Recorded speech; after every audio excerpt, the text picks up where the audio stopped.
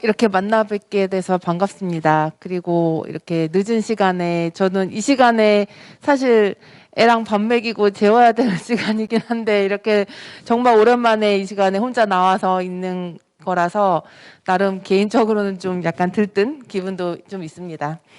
전기를 조종하는 자석 물질이라는 주제를 잡았어요. 그래서 어디서부터 얘기할 것이냐가 굉장히 좀 고민되는 부분이고, 여러분들이 얼마나 알고 계실지 아니면 얼마나 그러니까 너무 또 쉽게 하면 또 재미없고, 또 너무 어렵게 하면 또 너무 또 지루하고, 그래서 되게 어려운 부분이긴 한데요. 최대한 그래도 필요한 부분을 좀 다뤄가면서 얘기를 하려고 합니다. 아시는 얘기, 이게 전기 아니면 전자라고 여기서 얘기했는데요. 어쨌든 많이 들어봤던 전기라는 얘기와 그 다음에 자성이라는 얘기는 사실은 잘 못 들어보셨겠지만 사실은 우리 주변에 있는 자석에 관련된 얘기예요. 근데 전기와 자석이 무슨 연관이 있느냐, 어떤 연관이 있느냐, 그게 굉장히 중요한 이슈고, 그걸 바탕으로 실제로 어떻게 우리가 그걸 이용해가지고, 응용해가지고, 기계로 만들고 소자로 만들어서 우리가 전자기기를 사용할 수 있는지, 지금 사용하고 계시는 여러분 휴대폰 안에는 이러한 전기와 자기 관련된 얘기로서 시작을 한 거예요. 그래서 처음에는 제가 말씀드릴 게 결국 옛날 옛적부터 실제로 전기가 뭔지 자기가 뭔지에 대해서 역사적인 얘기부터 좀 시작을 하려고 합니다. 여러분, 전기라고, 그러니까 예전에, 그러니까 기원전 굉장히 옛날부터 특히 탈레스라는 철학자는 이렇게 이 당시에는 이렇게 생긴 게 호박이라고 하는 돌멩이죠, 사실은. 근데 우리는 이거가 색깔도 이쁘고 해가지고 그 귀금속으로 이용하죠. 호박 가지고 막 목걸이도 만들고 귀걸이도 만들잖아요. 옛날 사람들도 이걸 가지고 잘 닦아가지고 반짝반짝 하니까 잘 닦았단 말이죠. 그래서 이 천으로 잘 닦았는데 닦고 나서 보니까 주변에 먼지를 막 다 빨아들이는 거예요. 아니면 뭐 주변에 있는 여러 가지 이물질을 빨아들이고 하는 그런 역할을 해서, 그 당시에는 아직 몰랐으니까 이걸 보고서 이 돌멩이야 무슨 되게 중요한 뭔가 신기한 것이 들어있다, 효용이 있다 해서 막 굉장히 이것을 신기해하고 쳐다보고 있었다는 거죠. 근데 우리는 왜 여기에 먼지가 달라붙는지 대략 알고 계시죠? 왜 그럴까요? 네. 정전기. 맞아. 그거 얘기하려고 했죠. 아닌가? 내가 너무 빨리 얘기했나? 다시 정전기가 일어났기 때문에 먼지가 달라붙는다고 이해하고 있다는 거죠. 미끄럼틀 타고 내려오면 머리가 다 쭈삣쭈삣 쓰잖아요. 그게 뭐겠어요? 정전기 때문이죠. 그렇죠? 우리 여기 만약에 이 미끄럼틀이랑 나랑, 근데 머리가 쭈삣쭈삣 쓸까요? 근데 예, 이제 말씀하시죠.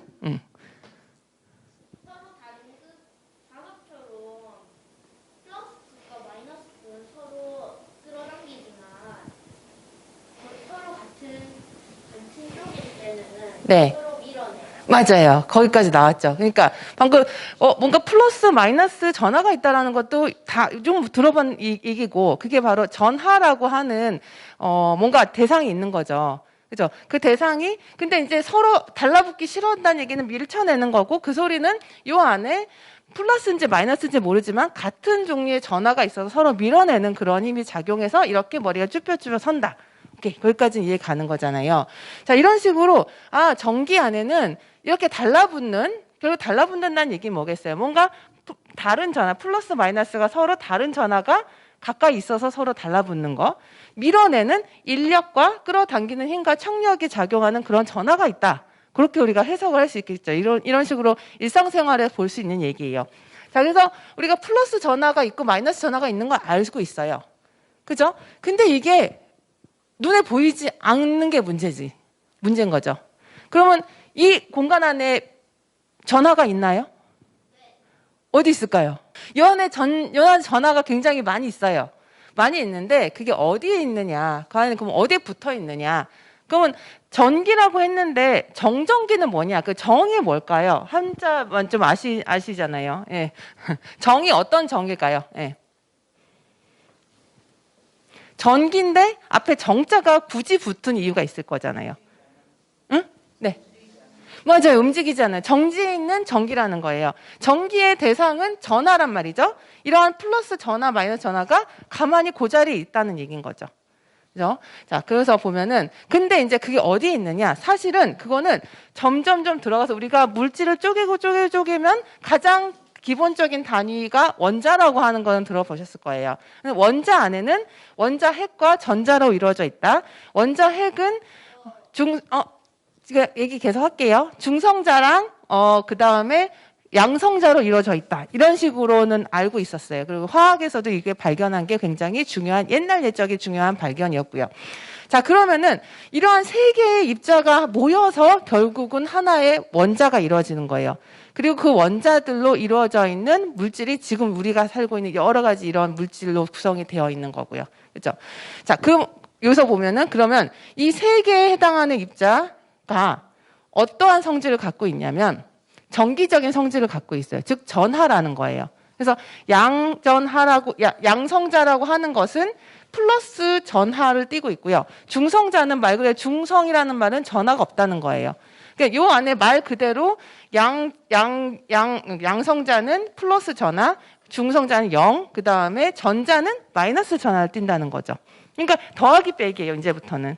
그래서 기본적으로 이렇게 우리가 이렇게 주기율표라고 하는 이렇게 이게 우리가 살고 있는 이 지구 안에 있는 물질을 다 갖다 놓은 거예요. 원자 단위로. 그래서 이러한 물질로 우리가 구성이 되어 있는 거고요. 그 외에는 없죠, 사실은. 저 우주에서, 그래서 이 우주에서 궁금한 거는 우주에 나가서 여러 가지 일 중에 하는 것 중에 하나가 우리가 알고 있는 이 주기율표 외에 다른 원소가 있는지 그런 거 찾는 것도 또 하나의 이슈가 되는 거고요. 어쨌든 간에 이렇게 이 안에 존재하고 있는 애들은, 다 양성자와 양성자 개수와 전자 개수가 똑같아요. 자, 예를 들어 볼게요. 지금 우리가 예를 들 수 있는 게 이제 탄소라고 하는 하나의 원자가 있어요. 그 원자 안에는, 그러니까 이게 나중에 보면 원자 번호가 있고요. 질량수가 있는데요. 원자 번호라는 것은 양성자의 개수예요. 그래서 탄소 6이라고 하는 것은 양성자가 6개 들어있는 거예요. 그만큼 전자도 6개 들어있는 거예요. 그래서 플러스 6, 마이너스 6 해서 결국은 0인 그러한 상황이에요. 중성자는 사실은 전기 입장에서는 아무런 역할을 못하는 거죠. 그래서 플러스 6, 마이너스 6 해서 0 된다. 그래서 우리가 원자 하나를 바라볼 때 이걸 멀리서 바라봐요. 원자 하나를. 그러면은 얘는 정기적으로 0이라는 거예요. 자, 그러면 어디서 전하라고 하는 이러한 것들이 생겨날까요? 여기 중에서 하나를 빼거나 더하거나 하면은 그것으로부터 전하가 플러스가 됐거나 마이너스가 될 수 있다는 거예요. 그렇게 되겠죠. 근데 뺄 때 사실 여기 그러니까 양성자와 중성자는 굉장히 원자 핵력이라고 하는 그러한 힘으로 굉장히 잘 뭉쳐 있단 말이에요. 그 잘 떼기 쉬운 거는 사실 전자라는 거죠. 그래서 우리가 뭔가 떼어내고 그 다음에 전기가 흐른다는 것 자체, 이런 거 모든 것들이 다 뭐냐면 사실은 전자가 어디로 가느냐, 전자를 어떻게 움직이느냐로 다 컨트롤 한다는 거예요. 그래서 오늘의 주제는 전자예요, 사실은. 주인공은요. 그래서 이러한 여러 가지 다른 입자도 있지만 전자가 어떻게 행동을 하느냐, 어떤 성질을 갖고 있느냐, 이게 결국은 전기 자기에서의 가장 핵심인 부분이고요. 그러니까 그거를 잘 파악하고 따라가면 좋을 것 같습니다. 그래서 돌아가면, 자, 그리고 이제 뭐 여러 가지 역사적으로 굉장히 유명한 사람들이 많이 있는데요. 이 마이클 패러데이라는 사람이 또 굉장히 많은 일을 했었어요. 그거를 하나하나 좀 짚어가는 그러한 작업을 좀 할 건데요. 이분은 처음부터, 그러니까 예전에 사실 이거 좀 딴 얘기긴 하지만 사람들이 과학자라고 하면요. 지금은 저도 과학자로서 밥 먹고 사는 그 직업으로서 갖고 있는데 옛날 옛적에는 사실은 과학이라고 하는, 옛날에는 사실 과학이라는 말 자체도 없었죠. 사실은 철학에서 나온 그런데요. 누가 과학을 했을까요? 어떤 사람이 과학을 할 수 있을까요? 지금이야 과학을 하면은 그걸로 월급을 받으니까 하는 상황인데 옛날에는 그렇게 과학을 전문적으로 할 수 있는 사람은 누구였을까요? 맞아요. 귀족들이고 뭔가 돈 걱정 없는 사람들, 부자. 아니면은 자기가 좀 전문직, 그 당시 옛날에도 의사나 뭐 변호사 이런 사람들이 좀 원래 자기 갖고 있는 직업에서 좀 벗어나서 좀 흥미를 위해서 관심을 위해서, 호기심을 위해서 이런 과학을 했다라는 거죠.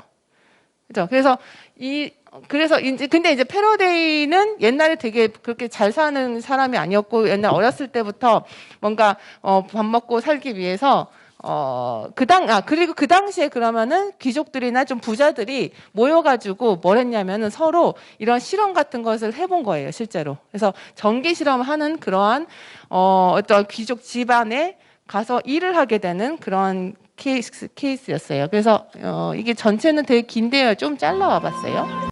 네, 그렇게 해서 이 데이비드라는 데이비드 경한테 굉장히 눈에 들은 거예요. 그래서 이게 자기의 조수로 실험 조수로 이제 발탁이 돼서 전기에 대한 실험을 정말 가까이 사실 대중들은 그렇게 가까이 뭔가 접할 수 없는 그런 실험들을 바로 옆에서 보고 이해했던 거죠. 그걸 바탕으로 나중에 굉장히 중요한 업적을 이루게 된 거고요. 자, 그러면 여기서 우리가 정전기가 중요한 얘기는 아니지만 정전기가 뭘까 하는 거에 대해서 결론을 내자면은 사실은 그리고 이 정전기의 원리가 사실은 우리가 번개치는 번개 원리랑 똑같아요. 근데 이거는 정전기가 발생하는 거 아니에요. 이 말 자체가 사실 틀린 말이에요. 정전기는 실제로 지금 여러분이 이거 이해하다시피 전기가 플러스 전하가 한쪽에 모여 있고 마이너스 전하가 한쪽에 모여 있는 그 상황 자체를 정전기라고, 정전기가 생기고 있는 상황이라고 얘기할 수 있는 거죠. 근데 스파크가 일어나는 건 뭘까요? 뭔가 전하가 한쪽에서 한쪽으로 갑자기 많은 전하가 이동을 하면 그게 이렇게 스파크가 일어나는 것처럼 보인다는 거예요. 그러니까 눈으로 가시적으로 전하가 움직이는 걸 보는 두 가지 케이스가 되는 거죠. 그래서 사실은 이걸 제대로 얘기하자면은 뭐라고 하냐? 방전됐다라고 하는 거죠. 충전돼 있다가 방전됐다라고 얘기하잖아요. 그 방전 효과라고 얘기해요. 근데 이동하는 것은 플러스 전하가 이동하는 건 절대 아니고 결국은 아까 보여드렸듯이 그 전자 중에서 원자 안에 전자가 이동을 하는 그런 상황을 얘기하는 거예요. 그래서 이렇게 방전이 돼서 스파크가 일어나서 방전되면 이제 정기적으로 다시 중성을 띠게 되는 거예요. 그죠? 그런 효과로 우리가 정전기를 이해하면 좀 정확하게 이해하는 거라고 얘기할 수 있겠고요. 자, 그리고 아까 전에 패러데이 얘기가 나왔지만은 그 당시에 그래서 전기에 대해서 관심이 많았고 실제로 전기를 그러면은 모아가지고 뭔가 쓰일 수 있게끔 뭔가 모으는 그런 역할을 해야 되는 하고 싶었던 거고, 그걸 이용해서 에너지원을 이용하는 가장 중요한 역할을 한 게 바로 볼타라는 분이 만든 전기예요. 이 안에는 사실은 이렇게 생겼어요. 두 가지의 다른 종류에 해당하는 금속판을 이렇게 전해질, 다시 말하면은 소금물 같은 데다 담궈가지고 놔두면요. 거기서 그냥 자연적으로 전류가 생겨요. 자, 이 전류라는 건 말 자체는 전류가 흐른다, 다시 전기가 흐른다는 것은 전자가 이동을 하는 거예요. 전자가 만들어져서 이동을 하는 거예요. 어떻게 만들어지느냐? 금속판하고 수용액이 반응을 해서 이온화가 된 거예요. 이 금속이 있는 애들이. 그래서 이온화가 됐다는 것은 가지고 있는 전자를 내주거나, 내주면 어떻게 될까요? 내주면은 이 물질은 전자가 없으니까 플러스 전하가 되는 거고요. 만약에 전자를 가져오면요.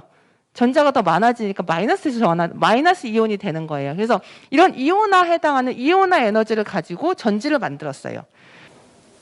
네, 그걸 우리가 이용하는 게 바로 이 전지예요. 자, 근데 우리가 많이 쓰는 전지가 A, 트리플 A, 더블 A 하는 얘기가 결국 다 1.5V 많이 쓰잖아요. 왜 1.5V일까요? 굳이? 그리고 모든 전자기기, 장난감 이런 거 다 1.5V 전지를 이용하잖아요. 물론 특별하게 9V 전지도 있고 하긴 하지만 대략 많이 쓰는 게 1.5V예요. 그거는 이 안에 들어있는 물질들이 정해져 있어요. 그 물질이 가질 수 있는 이온화 에너지 자체가 1.5V를 만들어주는 그러한 화학 물질이 들어있기 때문이에요. 그렇죠? 이걸 이용해가지고 우리가 전기를 사용할 수 있는 거죠. 근데 좀 생각해보면 이게 다일까요? 이걸로 이용하는 전자기기가 있고요.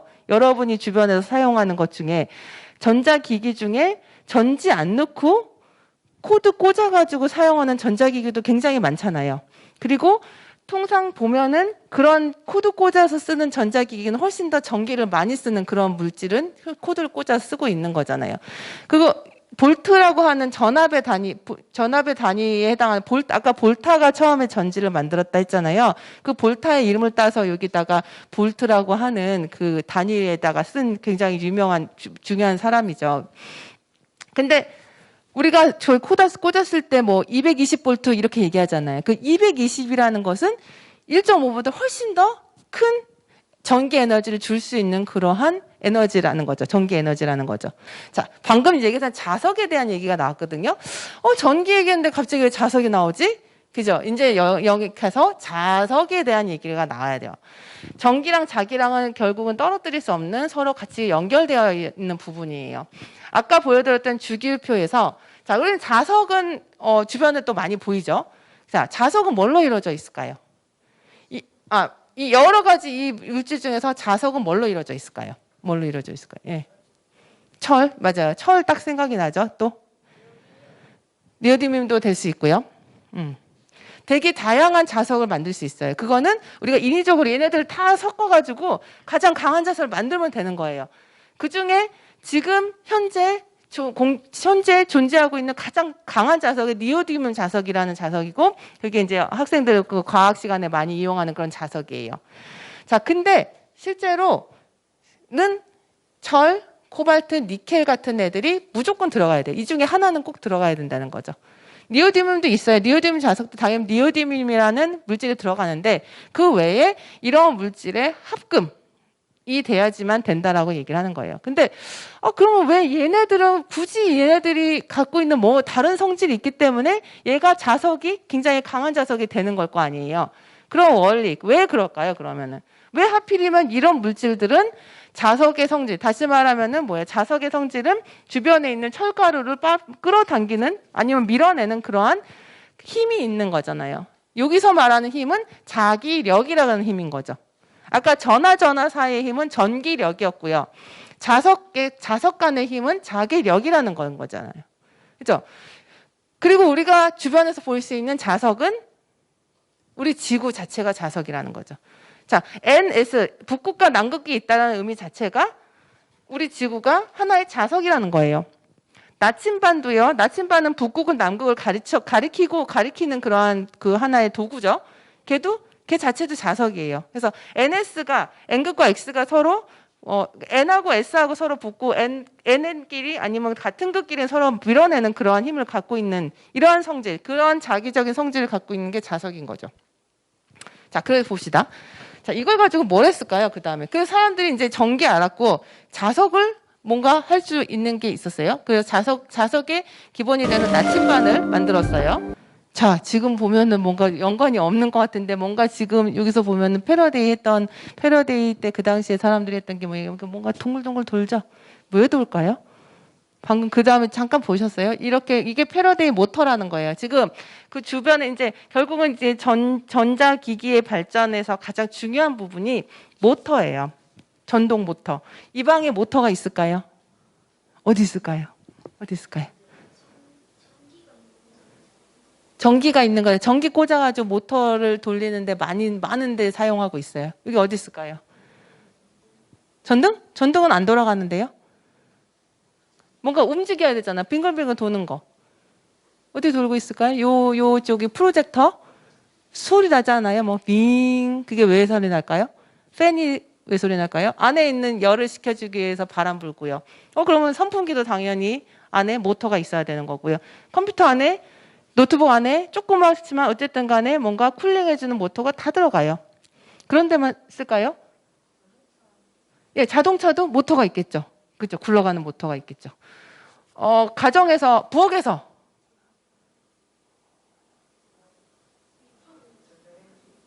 전자레인지는 전자레인지 그 안에 이제 이렇게 돌아가잖아요. 맞아요. 거기에 나는 모터가 있을 거예요. 그죠? 이게 돌려주는 그러한 역할을 하는 모터가 있을 거고. 환풍기, 맞아요. 환풍기도 있고. 맞아요. 믹서기도 그 안에 분명히 모터가 들어있어요. 정말 많이 있어요. 생각해보면. 집에 진짜 많아요. 청소기. 냉장고 안에 뒤에 또 팬 들어가고. 세탁기가 주된 모터이죠. 돌아가잖아요. 뭔가 계속 돌리는 역할, 전기 꽂아서 돌리는 역할을 하는 그런 모터의 가장 처음 발견이 이 패러데이가 만든 모터예요. 자, 뭘 했을까요? 아까 전에 잠깐 보셨지만은 뭔가 전기를 흘리고 있을 때 주변에 자석을 갖다 놓으면은 힘을 받아요. 다시 말하면 전기가 흐른다는 것 자체는 전자가 움직이는 거죠. 전자가 움직이는데 자석 때문에 자기장에 걸려 있으면은 거기서 힘을 받는다. 그러한 상황을 얘기를 하는 거죠. 자, 그래서 방금 여기서 얘기했던 얘기가 웨르스테드 효과라는 게 뭐냐면요. 전류에 전기를 흘려요. 그러면 주변에 자기장이 생기는 거예요. 그 자기장과 다른 자석이 반응을 하면 결국 밀어내고 끌어당기는 그런 힘을 조절할 수 있다는 거죠. 그래서 많이 과학 시간에 보면은 뭐냐면 이게 다 오른손 법칙으로 다 성립을 해요. 자, 그러면 전류가 흐르는 것을 우리는 이 엄지손가락에 전류가 흐르는 방향으로 이렇게 생각해요. 그럼 그걸 돌리는 이 노란색 그러니까 저희 네 가지 손가락이 돌아가는 방향이 자기장이 형성되는 방향이에요. 자, 이렇게 되는 거죠. 이렇게 전류가 흘러요. 전자가 흐르고 전자가 지나가요. 그죠? 그러면 이렇게 돌리는 게 자기장이 형성이 돼 있어요. 자, 그러면은 그거를 전선을 이렇게 꼬아놨어. 꼬아놓고 전류를 흘리면 어떻게 될까요? 코일을 만들어 놓은 거예요. 이제 생각이.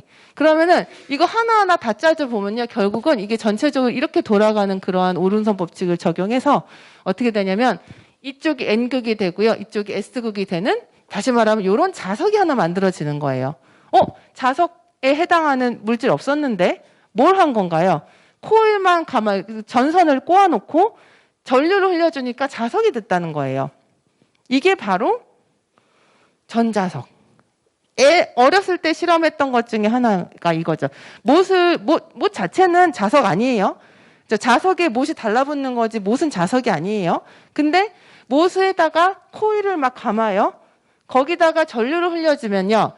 결국은 못이 자석이 돼요. 자석이 돼서 이렇게 못 핀이, 이게 다른 핀이 갖다 붙여요. 왜 그럴까? 왜냐면, 이게 코일을 감아줘서 거기다 전류를 흘려주면은 이렇게 자기장이 형성이 되는 거거든요. 그 자기장 때문에 못이 자화가 돼요. 즉, 나중에 잠깐 얘기하는 자성이 되는 거예요. 저희가 여기 자성 물질이 되는 거예요. 자석이 됐다는 거예요. 어떻게? 전류를 흘려줘서 자석 물질이 됐다는 거죠. 그렇게 연결을 지어줄 수 있겠죠. 그래서 전자석을 가지고 뭘 많이 해요? 가장 많이 쓰이는 것 중에 하나가 기중기예요. 엄청나게 많은 이러한 무거운 그러한 철근 같은 것을 어떻게 다 옮기겠어요? 정말 옛날엔 다 하나하나 손으로 옮기고 퍼서 옮기고 크레인 가지고 옮기고 하겠는데 지금은 요 안에 이런 코일이 감겨져 있다는 거예요. 그래서 전기 흘리고 안 흘리고, 자, 들고 싶을 때만 들고 흘리고 옮겨가지고 전기 끊으면은 떨어지고, 이거 얼마나 좋은 일이겠어요, 사실. 이 전자석을 이용해서 엄청나게 많은 일을 하고 있고요. 그리고 모스 전신하는 거, 우리가 통신하는 게 가장 기초가 됐던 이런 부분에서 바로 이 전자석을 이용해서 붙었다 떨어졌다 하는 그 소리를 내는 역할을 하는 데서도 이런 전자석이 가장 처음 사용했던 부분이에요. 그 외에 엄청나게 많은 전자석을 이용한 거죠. 그러면 다시 돌아가면은, 그러면 자석 강하게 만드는 거, 사실은 우리가 주기율표에 나와 있던 여러 원소들을 다 섞어가지고 자석 만드는 한계가 있어요. 근데 코일 잘 만들어가지고 많은 전류 흘리면은 자석이 되는, 엄청 큰 자석이 된다는 거죠. 근데 거기서 가장 중요한 거는 전기랑 자기랑 연결이 됐다라는 거. 그래서 요 얘기는 그런 얘기고요. 그래서 이거는 그냥 그냥 이거를 실제로 해보면 이거는 그냥 어떻게 아주 연결되는 부분은 아닌데요. 상황을 한번 보세요. 어떤 상황인지. 자, 보세요. 이걸 잘 보면요. 이 안에 요게 지금 전선이 연결되어 있는 거예요. 그래서 하나의 고리가 형성이 된 거예요. 그죠? 그리고 자석 자체는 이렇게 자석이 만들어내는 자기장을 이렇게 그려놓은 거예요. 자, 그러면 상황에서 전선에서 전류가 흐르죠?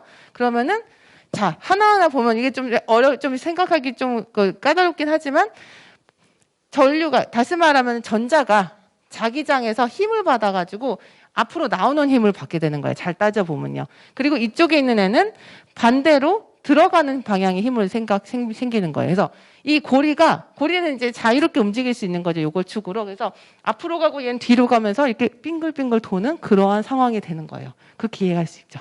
그렇죠. 그래서 뭐 이걸 이용해가지고 뭐 어디에 사용하는 건 아닌데 요거 하나 간단하게 세 개만 있음으로 인해서 뭔가 이런 식의 뭔가 모터를 만든 그런 거 진짜 모터는 아니지만 그런 식으로 우리가 실험을 해볼 수도 있는 그런 거죠. 자, 그래서 실제로 모터 만드는 원리가 이거예요. 이 안에 뭐가 필요하냐면요. 일단 밖에 자기 자석이 있어야 되고요. 안에 우리가 지금 봤던 전자석이 있는 거예요. 전자석의 장점은 플러스 마이너스 NS를 마음대로 조절할 수 있어요. 이렇게 해주고 반대로 꽂으면은 마이너스, 그러니까 NS가 바뀌는 그런 저 자석이 뱅글뱅글 돌게 되는 거지. 서로 이제 계속 그러니까 시간을 잘 맞춰가지고 여기 S에서 왔다가 그 다음에 좀 다시 말하면 N이 S에 붙게 하고 돌아가서 여기는 이제 그게 달라지잖아요. 그럼 S로 바꿔. 그럼 이거를 주기적으로 막 하다 보면은 이 전기 모터의 기술이 가장 기초가 되고 실제로 모터를 다 뜯어보면 이렇게 안에 전자석과 자석이 들어있어요. 거기다가 우리가 전기 신호를 주는데 교류 신호를 주는 거예요. 교류라는 것은 나중에 우리가 오늘은 얘기 안 했는데 결국은 시간에 따라서 플러스가 됐다가 마이너스가 됐다가 이걸 계속하는 그러한 전기를 주면 된다는 거죠. 자, 그러면 그 다음 걸 한번 볼게요. 이거 짧죠. 자, 뭐 한 건가요? 분명히 그 준비물은 똑같아요. 코일하고 자석이 있는 거예요. 근데 이제 거꾸로, 아까 전에는 전류 흘려가지고 자석 만들었잖아요. 거꾸로 자석을 움직여서 전기를 만든 거예요. 그게 패러데이가 했던 가장 중요한 그 우리가 패러데이 법칙이라고 알고 있는 그러한 법칙으로서 전자기 유도 법칙이라고 얘기를 하거든요. 이게 결국은 전기 만드는 발전기의 가장 기초가 됐던 부분이에요. 그래서 뭐 이렇게 수식으로 표현하면 이렇게 표현을 하는데요. 결국은 요 안에 뭐가 있냐면요. 중요한 거는 자기장이 있어요. 그리고 이게 이제 미분에 대한 얘기인데요. 결국은 시간에 따라서 자기장이 바뀌거나 아니면 자기장이 가해지고 있는 면적이 바뀌거나 이게 내적이라고 하는 그러한 수학적 용어인데요. 그 사이에 자기장 방향과 그 면 방향이 바뀌면은 거기서 볼트가 나온다는 거예요. 전기가 만들어진다는 얘기예요. 간단히 보면은. 근데 마이너스는 이제 렌츠의 법칙이라 하는데 얘는 이제 그게 원래 있는 자속을 그대로 유지하려는 그런 관성의 법칙이 더 들어가는 그런 얘기고요. 어쨌든 그래서 뭘 했냐? 그래서 이런 식의 코일을 감아놨는데요. 코일을 코일에다가 모터로 달아서 이 코일이 계속 움직이게끔 만든 거예요. 모터 만들었죠. 모터를 가지고 코일을 움직인 거예요. 자, 움직이면 뭐가 달라질까요? 근데 이제 여기서 NS 자석이 이렇게 자기장은 일정하게 가해져 있어요. 근데 뭐가 달라요? 저 면이 계속 왔다 갔다 움직이는 거죠. 그러니까 그 코일 면을 기준으로 보면은 그 안에 자석이 많이 있다가 없어졌다가 회전하면서 없어졌다가 또 반대로 마이너스로 됐다가 계속 시간에 따라서 안에 있는 자기장이 바뀌는 상황이 된다는 거죠. 자, 그거를 계속하면요. 결국 뭐예요? 다시 말하면 아까 전에 코일 안에 자석의 움직임으로 인해서 전기가 만들어졌잖아요. 자, 이렇게 바꾸면요. 뭐가 만들어지냐? 요 그림이 나와요. 이게 X축은 시간이고요. Y축은 전기예요. 전압이에요. 자, 저렇게만 만들어 놓으면은 전기가 플러스 마이너스 계속 이렇게 진동을 하는 그런 전기. 이런 전기를 우리는 교류 전기라고 얘기해요. AC라고도 쓰고요. 그래서 뭔가 여러분 이렇게 전자제품 보면 220V AC 이렇게 써 있거든요. 그 AC가 이러한 그러니까 교류를 얘기하고 있거든요. DC라고 하는 것은 직류라고 얘기하고요. 그게 우리가 말하는 전지에서 나오는 1.5V 전지 이런 거죠. 자, 이게 바로 전기고요. 자, 이걸 이용해서 우리가 이렇게 발전기에서 발전을 하고 있다는 거예요. 핵심은 뭐냐? 핵심 뭐냐? 다 수력발전소, 화력발전소, 신재생 에너지로 풍력, 그 다음에 태양광 이런 거 있잖아요. 그리고 원자핵, 이거 폭탄이 이제 핵. 자, 이 안에 뭐가 들어 있어야 될까요? 전기 만들려면 여기서 전기 만들려면 뭐가 있어야 되죠? 일단 자석이 있어야 되죠. 그리고 모터 돌아가가지고 뭔가 코일이 있어야 되고요. 그리고 걔를 돌리는 뭔가 힘이 있어야 되는 거예요. 그 돌리는 힘이 뭐냐? 여기서는 실제로 발전기에는 정말 많은 전기를, 좀 이상하잖아요. 전기를 만들기 위해서 모터를 이용한다. 전기를 만들기 위해서 전기를 사용하는 거잖아요. 뭔가 좀 모순되잖아요. 근데 전기를 만들기 위해서 모터가 아닌 돌릴 수 있는 다른 힘을 쓴 거죠. 그게 바로 이런 것들이에요. 이제 예를 들어보서 화력발전소에서는 석탄을 태워서 뭐예요? 열을 만들어내는 거거든요. 그렇죠? 열 에너지를 가지고 뭘 하냐? 이 안에 물을 끓여요. 물이 끓으면 버글버글 끓면은 얘가 기체가 되겠죠. 그러면은 엄청나게 큰 팽창을 한단 말이죠. 그렇죠? 물이 팽창을 하게 되죠. 그러면 그 팽창한 기체들이 어디로 가요? 이렇게 쭉 따라서 여기로 가는 거예요. 이걸 터빈이라고 얘기하거든요. 이 터빈은 굉장히 큰 이런 터빈을, 이게 사람이 요만한데요. 요렇게 큰 터빈을 그 엄청나게 뜨거운 기체로 확 밀면은 얘가 훅 돌아간다는 거죠. 그죠? 결국은 액체가 기체로 팽창하는 그 팽창 에너지, 열 에너지를 줘가지고 팽창시켜서 그 끝에 뭐가 있냐면 자석이 달려 있어요. 자석 필요하다 그랬죠. 그리고 요 안에 여기 구조는 잘 안 나와 있잖아요. 코일이 하나 있어요. 이거는 자석을 돌리고 코일 가만히 있는 거지. 그러면은 자석이 돌아감으로 인해서 코일에 전작이 유도가 돼서 그 전하가 그 전기를 우리가 받아서 쓰고 있는 거예요. 그래서 계속 돌아가면서 만들어낸 전기이기 때문에 교류 전기라고 얘기하는 거고요. 자, 그러면은 이제 그거 알면은 다 모든 원리가 똑같아요. 여러 가지 방법이 있지만 결국은 얘네들의 목적은 터빈을 돌리기 위한 거예요. 즉, 여기서 보면 얘네 아예 수증기를 이용한 거 아니죠. 댐에서 이거 위치 에너지가 운동 에너지로 바뀌어가지고 결국은 물이 움직이는 그런 상황을 만들어내서 그 물이 흐르면서 터빈을. 자, 그러면은 원자력은 뭘까요?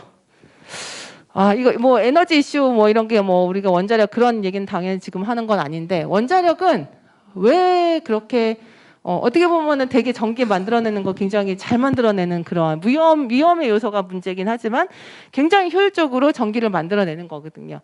그게 뭐냐면 우리가 석탄 태우면은 거기서 나오는 열 에너지랑 그다음에 원자력은 뭐예요? 사실은 이 안에 굉장히 불완전한, 굉장히 무거운 우라늄이나 이러한 원소들이 있는데 여기는 가만히 있으면은 불안정하기 때문에 자꾸 핵 분열을 일어나요. 핵 분열을 하면서 그만큼의 에너지가 나온다는 거예요. 그 에너지를 뭘 하겠어요? 물을 끓이는 거예요, 결국은. 딴 게 아니라.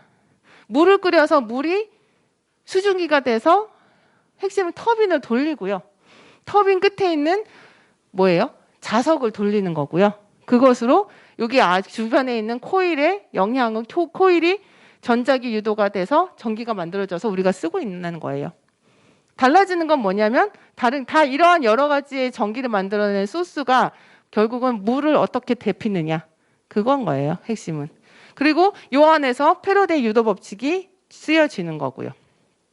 이게 원래 얘기가 우리가 지금 전기 자기에 대해서 조금 이제 이해가 가셨으면 좋겠어요. 그래서 그러고 나서 이제 맥스웰이라는 사람이 있어요. 그리고 이게 다 빛이에요. 전자기파가 다 빛이에요, 사실은요. 다 같은 속도를 가지고 있어요. 속도가 같다라는 얘기는 여기서 수식이 안 나오죠. 속도가 같다는 얘기는 V는 람다 F예요. 그러니까 이거는 람다가 뭐냐, F가 뭐냐. 람다라는 것은요, 이게 X축이 위치라고 하면요, 위치에 따라서 다시 자기 자리로 돌아가는 때까지의 이 거리예요. 이거는 거리의 단위죠. 거리의 단위고, 주기라고 하는 것은 시간이에요. 시간에 따라서 얼마만큼의 시간이 걸려서 자기 자리에 돌아오느냐. 이 주기를 역수로 취한 게 주파수예요. 그러면 그러면은 V라고 하는 속도는 람다 F 이렇게 외우는 건 정말 싫지만 그렇게 보면은 V라고 하는 게 지금 전자기파는 그 빛의 속도가 항상 일정하다 그랬잖아요. 어떤 빛도 속도가 다 C라고 하는 빛의 속도예요. 그러면은 거기서 우리가 요 빛이 여러 가지의 빛을 구분하는 게 위에는 파장이고 아래는 진동수거든요. 자, 그러면 그래서 V는 람다 F, 그러면 람다가 커지면 F는 작아지겠죠. 서로 반비례 관계가 있는 거예요. 그래서 같은 애를 그렸는데 위에 파장은 오른쪽으로 갈수록 이게 길어지는 건가요? 커지는 건가요? 작아지는 건가요? 작아지는 거죠. 10의 마이너스 몇 승. 자, 아래는 10의 뭐 17승, 18승 막 이런 식으로 더 커지는 거예요. 위에는 작아지고 아래는 커지는, 서로 곱하면 일정한 그런 관계가 있는 게 보이시죠? 그래서 이러한 여러 가지 빛이 있다라는 것까지 알고, 실제로 그래서 무선 통신에서는 이쪽에 있는 애들, 이게 왼쪽에 에너지가 낮은 애들이고 오른쪽에 에너지 높은 애들이에요. 그래서 굳이 얘기하냐면은, 그러면은 우리가 어떻게 보면은 햇볕 받으면 따뜻하죠. 왜 따뜻할까? 열 에너지가 저한테 온 거죠. 그 대상이 뭘까요? 빛이 나한테 온 거잖아요. 빛이 나한테 와서 나한테 에너지를 준 거예요. 그리고 우리가 열로서 따뜻하게 느껴지는 거거든요. 근데 더 센 빛이 오면요, 그게 자외선인 거죠. 자외선 막기 위해서 엄청 막 바르잖아요. 그리고 자외선에 노출이 되면은 뭐 암이 걸릴 수도 있고요. 결국은 굉장히 몸 안에 있는 그러한 여러 가지 그 세포들을 다 파괴할 정도로 굉장히 큰 에너지가 온다는 얘기인 거거든요. 항암 치료할 때 감마선 쓰잖아요. 그거는 그만큼 엄청나게 큰 에너지로 그 암세포를 죽이는 거잖아요. 자, 이런 식으로 이쪽은 에너지가 큰 거고요. 더 작은 에너지, 마이크로파, 전자레인지에 쓰는 그런 파예요. 그리고 이런 통신에 이용하는 파는 이쪽을 쓰고 있다는 거죠. 와이파이 기가헤르츠 뭐 이런 얘기하잖아요. 기가 어쩌고. 헤르츠라는 게 바로 요거예요. 요거 진동수에 해당한 헤르츠. 그죠? 그래서 기가헤르츠라는 것은, 기가라는 건 10의 9승이거든요. 요만큼에 해당하는 정도로 진동하고 있는 파동을 이용해 가지고 우리가 무선 통신을 하고 있다는 거죠. 우리가 이 얘기를 하고 있다는 거 아니고. 자, 이런 식으로 뭔가 이제 순서상 마지막이 되는 건데, 이게 결국은 전자기파를 이용해서, 다시 말하면은 또 하나 뭐냐면, 사실은 우리가 얘기하는 건 전기자기 얘기인데, 그거랑 또 다른 파트가 역학의 파트가 있어요. 그러니까 우리 지구가 우주의 중심이냐 아니냐, 아닌 거 다 아시잖아요. 지금은. 옛날에는 몰랐고, 우리는 지구는 신이 유일하게 만들어낸 아주 굉장히 완벽한 그러한 공간이기 때문에 우리 지구를 중심으로 태양이 돌고 있고, 실제로 태양이 우리 지구를 중심으로 뭐 없어졌다 나왔다 하잖아요. 달도. 그런 식으로 천동설에서 이제 지동설로 바뀌는 계기가 된 게, 결국은 많은 역할을 한 게 뭐 뉴턴도 있고 갈릴레이도 있고 여러 가지 있는데, 뉴턴이 했던 것 중에 가장 중요한 업적이 뭐냐면요, 지구에서 일어나는 일이랑 태양에서 일어나는 일이랑 다 똑같다는 거거든요. 만유인력의 법칙이라고 배웠잖아요. 그죠? 만유인력의 법칙. 그러니까 지구에서 일어나는 일이랑 태양과 행성 사이에 일어나는 일이랑 다 똑같은 법칙을 성립을 해. 자, 그런 개념을 이제 알았거든요. 자, 근데 우리가 빛을 생각하면은, 우리가 실제로 제일 많이 보고 있는 게 태양에서 오는 빛이잖아요. 그러면 태양에서 오는 빛을 분석을 하면은 우리가 지구에서 있는 일과 어떻게 연관이 있지? 같은 얘기 아닐까? 그런 식으로 태양빛을 가지고 굉장히 많은 연구를 했단 말이에요. 근데 태양빛은 아시다시피 백색광이에요. 색깔이 없어요. 근데 우리가 이런 프리즘을 통해서, 유리를 통해서 보면 이렇게 다 분해가 되는 이러한 상황 또 생각을 해. 자, 이게 바로 분광학이라고 하는 학문의 한 분야로서 탄생한 거예요. 실제로 빛을 얼마만큼 잘 분해를 해가지고 보느냐 하는 얘기를 한 거고, 이러한 기술이 발전함으로 인해서 실제로 빛을 받아서 분해를 해봤어요. 분석을 해봤더니만 이런 모양이 나온 거예요. 좀 이상해 보이지 않아요? 뭔가 태양에서 오는 빛은 완벽해야 될 것 같은데 완벽하지 않죠. 뭔가 검은색이 있죠. 뭔가 이 검은색이라는 것은 이 색깔의 빛이 우리한테 안 온다는 얘기인 거거든요. 왜 안 올까? 오다가 어디선가 잃어버린 거잖아요. 네, 왜 안 올까요? 네.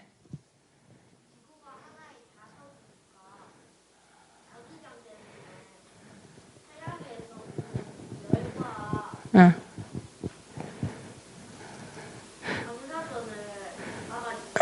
응. 그렇게, 예, 맞아요. 여러 가지 생각할 수 있는 건데요. 지금 여기서 오는 것은 그런 다른 영향 무시하고 진짜 태양에서 오는 빛만 생각을 했을 때 안 오는 게 있다는 것은 오다가 잃어버린 것. 즉 뭐냐면 태양에서 나오는 빛에서 태양이 흡수하고 있는, 방출 안 하고 있는 빛이 있다는 거거든요. 그게 왜 있을까? 자, 그런 역할을 한 게 바로 이거예요. 그래서 이러한 자, 그러면 다시 보면요. 나트륨이라고 하는 하나의 원소가 있어요. 걔를 태워요. 아니면 걔를 태워가지고 나오는, 이거 불꽃 반응이라고 배웠을 거예요. 여러 가지 원소들이 자기 각기 가지고 있는 고유의 색깔이 있단 말이에요. 이 색깔이 왜 하필 얘는 노란색일까요? 자, 이게 색깔이 우리가 말하는 에너지라고 에너지랑 연관이 있었잖아요. 아까 전에 보면요. 이 나트륨은 이만큼에 해당하는 에너지가 있어요. 이게 무슨 얘기일까? 그죠? 앞에서 보면은 태양 같은 경우는 이만큼에 해당하는 에너지에 해당하는 원소들이 태양을 이루고 있다는 얘기예요. 그러니까 우리가 직접 태양을 갈 수도 없는 거고 태양이 어떤 물질로 이루어져 있는지 모르는데 태양은 뭐로 이루어져 있다? 어떤 물질로 구성이 되어 있다? 그거 어떻게 아냐는 거지. 이걸 통해서 이제 결국은 뭐야? 이 안에도 있구나. 각기 물질은 자기 고유의 색깔이 있다라는 거예요. 다 고유의 에너지가 있다라는 거예요. 그러면 요 에너지 지금 여기서 요만큼 요거 해당하는 게 여기서 보면은 같은 색깔이다. 그러면은 그게 고물질이 태양에 있구나. 이렇게 우리가 알 수 있는 거죠. 그래서 실제로 원소 하나에 해당하는 것은 고유의 색깔이 있기 때문에 이걸 이용해서 우리가 이런 식으로 불에 이용하거든요. 자, 우리가 터널 안에는 굉장히 어둡고 이렇게 옐로우한 그러니까 노란색의 빛을 비추고 있거든요. 그게 바로 요 안에 나트륨이라고 하는 기체가 이 안에 들어있기 때문에 이런 빛이 나오는 거고요. 네온사인의 빨간색도 네온이라고 하는 기체가 이 안에 있기 때문에 그게 이렇게 빛으로 나오는 거거든요. 근데 왜 빛이 왜 날까요? 자, 이게 바로 양자역학의 기초예요. 그래서 자, 뭐냐면 아까 다시 원자로 돌아왔어요. 원자 안에 전자가 있잖아요. 아까 전에 전하가 막 띄어지고 말아지고 막 이런 얘기를 하는데 뭔가 전자가 떨어져 나가려면 그만큼 에너지를 줘야 되겠죠.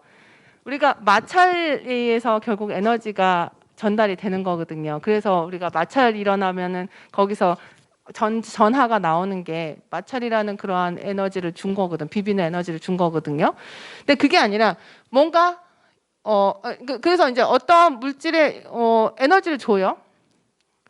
근데 그것을 받아서 한 전자가 다른 전자의 다른 에너지 준위로 이렇게 올라가는 이러한 상황이 생긴다는 거예요. 그러니까 이 전자는 요만큼에 이거 옆으로 봅시다. 이게 Y축이 지금 에너지 차이예요. 요만큼의 에너지 차이에 해당하는 에너지만 가야지만 얘가 움직일 수 있다는 거예요. 요 중간 정도 에너지가 주면요 안 움직여요. 딱 요만큼만 줘야지 움직이고요. 더 많은 에너지 주면요 또 안 움직여요. 이런 식으로 정말 특정한 특정하라는 게 바로 에너지 준위 차이만큼 해당하는 에너지를 주거나 뺐으면은 아니요 주면은 올라가요. 이렇게 위에 올라가요. 근데 이 전자가 다시 원래 자리로 돌아가면서 빛을 내는 거예요. 그런 원리예요. 그러니까 요만큼의 차이가 10이라고 하면은 10만큼의 에너지 줘요. 그러면은 전자가 여기서부터 여기까지 올라가요. 근데 그럼 가만히 있으면 다시 원래 자리로 가겠죠. 가면서 10만큼에 해당하는 빛이 나온다는 얘기예요. 그런 식으로 자 이게 뭐였어요? 사실은 양자역학의 가장 기초가 되는 거죠. 물질은 에너지는 불연속적으로 되어 있다. 그래서 에너지 주니까 불연속적이 되어 있다. 그래서 이러한 에너지의 모임이 바로 이러한 에너지 밴드를 얘기하고 있고요. 사실 여기까지가 기초거든요. 이제부터 얘기하는 게 뭐냐. 원자 하나하나가 아니라 얘네들이 다 모여 있어요. 그러면 이제 어떻게 될 거냐는 거. 이게 이제 고체 물리학, 저나 이제 다다음 주에 이제 김수란 교수님 오시는데 다 고체 물리 그쪽을 전공하고 있어요. 저는 실험이고 그분은 이론 하시는 분이고요. 결국 원자가 서로 모여 있어. 근데 되게 굉장히 잘 모여 있어요. 굉장히 이렇게 일정하게 모여 있는 이 상황을 우리 고체라고 하거든요.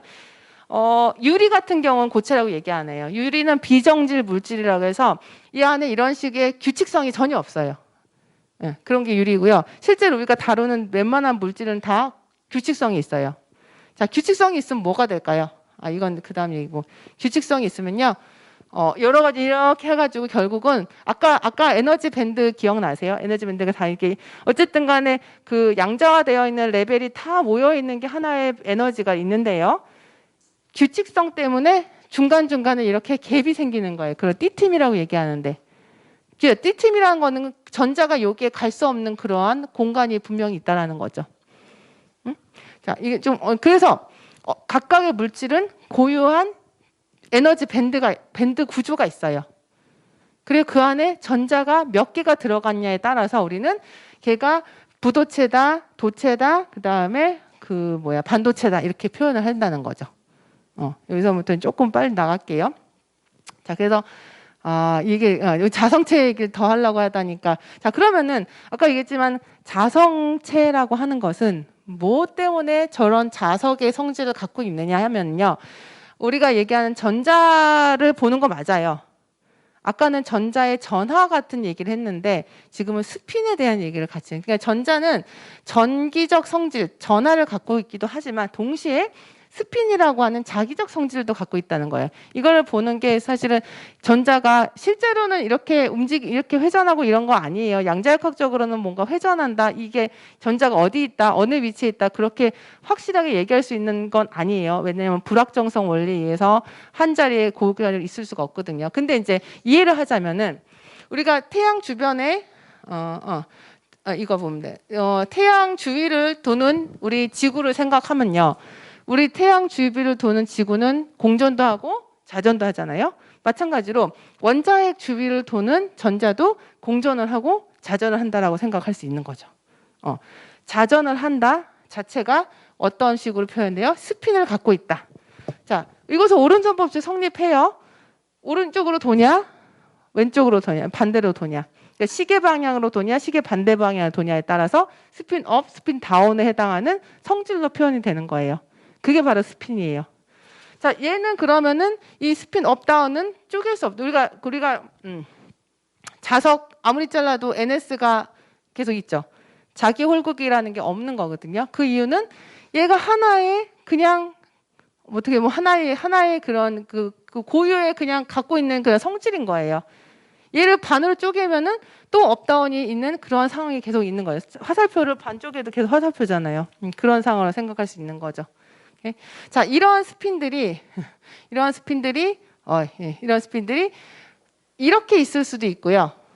위아래 업다운 업다운 이렇게 주기적으로 배열되어 있을 수도 있고요. 아니면 원본만 되어 있을 수도 있거든요. 근데 이게 왜 어떤 물질은 이렇게 되어 있고 어떤 물질이 이렇게 되어 있냐? 결국은 어떤 물질은 이렇게 스핀들이 정렬함으로 인해서 전체 에너지가 낮아지는 거예요. 그러니까 이게 또 이게 자연의 법칙인데요. 모든 물질들은 가장 최저의 에너지 상태, 그라운드 스테이트에 있으려고 하는 성질인 거거든요. 실제적으로 에너지를 계산했더니 가장 이 상태가 에너지가 낮은 상태다. 근데 우리가 궁금한 그 자성체라고 강자성체라고 하는 자석은요. 물질들이 다 한 방향으로 이렇게 서 있는 물질들이에요. 전체적으로 봐서 얘는 크게 이렇게 해당하는 이만큼에 해당하는 그러한 스핀을 갖고 있는 앤 거죠. 그렇기 때문에 이 자기적인 성질이 큰 그러한 상황에 해당하는 애를 우리는 자석이라고 얘기를 하는 거예요. 그러면은 그게 왜 나오냐? 바로 여기 마지막으로 잠깐 얘기할게요. 전자가 움직이면 어떻게 될까요? 전하가 움직이는 거죠. 자, 이 전하를 우리가 지금 이제는 응용을 한번 생각해 봅시다. 우리가 사용하고 있는 모든 물질 반도체 물질이잖아요. 반도체 물질은 왜 반도체가 뭐가 중요해서 어떤 특성 때문에 우리가 이렇게 잘 쓰고 있을까요? 반도체에서 가장 큰 장점은요. 전자를 흘리거나 안 흘리거나 하는 것을 내가 컨트롤할 수 있는 거예요. 트랜지스터라는 그러한 소자를 만들어서 10에 해당하는 그런 신호, 다시 말해 1은 뭐 예를 들어 1은 전기 흐르고 0은 흐르지 않아. 이러한 디지털화 되어 있는 그러한 신호를 내가 컨트롤할 수 있는 그런 물질이기 때문에 우리는 반도체를 쓰고 있어요. 실리콘 기반으로 된 반도체들을. 근데 거기서 한계가 있는 거죠. 반도체 시장에서 만들 수 있는 소자를 만들 수 있는 소자를 하나의 그 이런 공간에 집적할 수 있는데 한계가 있어요. 그 무어 법칙이라고 해서 그 한계에 다다랐는데, 근데 이제 사람들이 그래서 이제 이거가 전자 제품을 일렉트로닉스라고 하잖아요. 자, 거기서부터 이제 더 나와서 전자는 근데 전하만 있는 게, 지금 제가 말씀드린 건 전하만 있는 게 아니라 스핀이라는 성질을 갖고 있잖아요. 스핀이라는 성질을 갖고 있으면 얘를 컨트롤하면 어떨까 하는 생각으로 바로 스핀트로닉스라고 하는, 앞에 일렉트로닉스가 이해 가죠. 이게 전하를 가지고 뭔가 컨트롤 하겠다는 그런 개념. 스핀을 가지고 뭔가 컨트롤 하겠다는 스핀트로닉스에 해당하는 게 굉장히 많이 그러니까 지금 얘기 아니에요. 이거 과거 얘기예요. 80년대 얘기예요. 80년대에 이거에 대해서 굉장히 붐이 일어났고요. 근데 왜 이제서야 그런 얘기를 하느냐? 자, 이렇게 가면은 전자는 어떤 상황을 통과해서 어떤 다른 데 전자를 보내면 그대로 있어요. 전하는. 근데 스핀은 중간에 막 틀어진다는 거예요. 그러니까 다시 말하면 여기서 그걸 얘기를 하면 라이프 타임이 작고요. 그다음에 랭스 스케일이 굉장히 짧아요. 그래서 보존이 되지 않아. 계속 이 상태를 유지해야지 뭔가 우리가 컨트롤할 수 있잖아요. 업다운을. 그렇게 할 수 없는 상황이었어요. 근데 80년대부터 이제 기술이 발전했어. 그래서 원자를 하나하나 단위로 이렇게 쌓을 수 있는 기술이 발전을 했어요. 그렇게 되니까 뭘 했냐면요. 자성체 물질 쌓고, 그 다음에 중간에 자성체 아닌 물질 쌓고, 그 다음에 자성체 물질 쌓는 이런 기술이 발달해서, 그리고 그 사이에 D값, 여기서 비자성체에 해당하는 부분의 그 두께를 내 맘대로 컨트롤할 수 있는 그러한 그 기술이 발전했어요. 자, 그러면서 뭐가 생겼냐면요.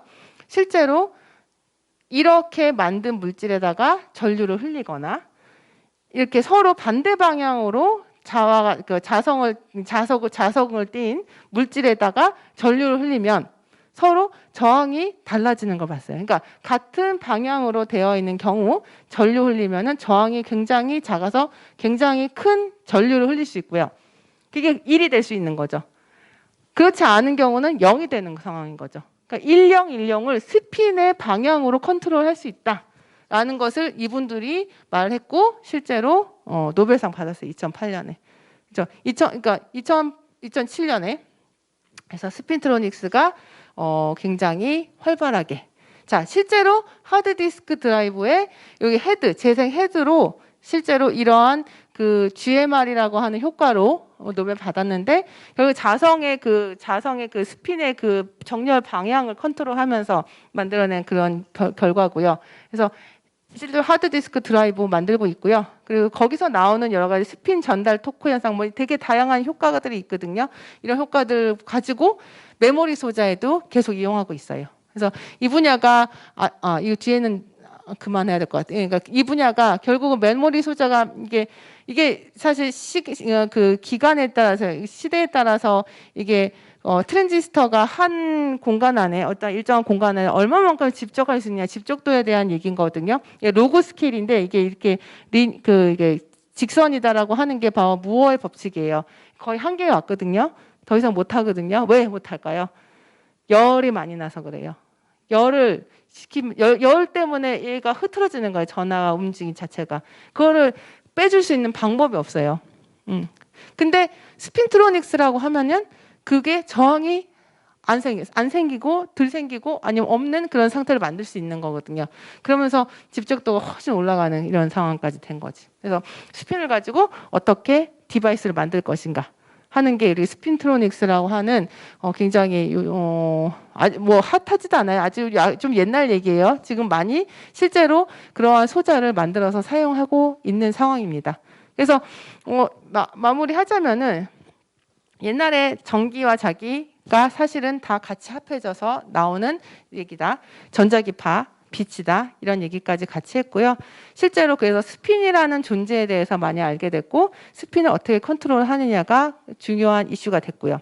자, 이제는 그러면은 과학자들은 뭐예요? 지금 이제부터 이제 스핀트로닉스에서 응용하고 있는 거는 사실은 공대 사람들이 개발하고 발전해 가지고 실제로 제품을 할 부분들이에요. 그러면 과학자는 뭐예요?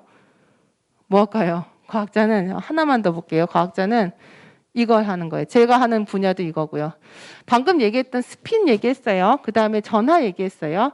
그 외에 전자가 가지고 있는 또 하나의 특징이 뭐냐면 오비탈이라고 하는 게 있어요. 그리고 격자들이 어떻게 쌓였냐는 거. 이 네 가지에 해당하는 파라미터들을 어떻게 조합을 해서 실제로 0, 1, 0, 1에 해당하는 그러한 상태를 구현을 하느냐. 그죠? 그런 거를 연구를 하고 있고요. 그래서 각각의 것들이 아니라 이게 다 같이 조합을 이어서 서로 커플링이 되어 있는 상황이 있거든요. 그런 상황에서 어떤 물질의 특성을 파악하고 연구해서 이거를 어떻게 디바이스를 응용할 것인가 하는 그런 쪽으로 계속 연구를 하는, 기초 연구를 하는 쪽이 이쪽 응집 물리에서 좀 이런 기초 학문 쪽에서 많이 하고 있는 연구 분야입니다. 네, 오늘 여기까지 얘기하겠습니다. 감사합니다.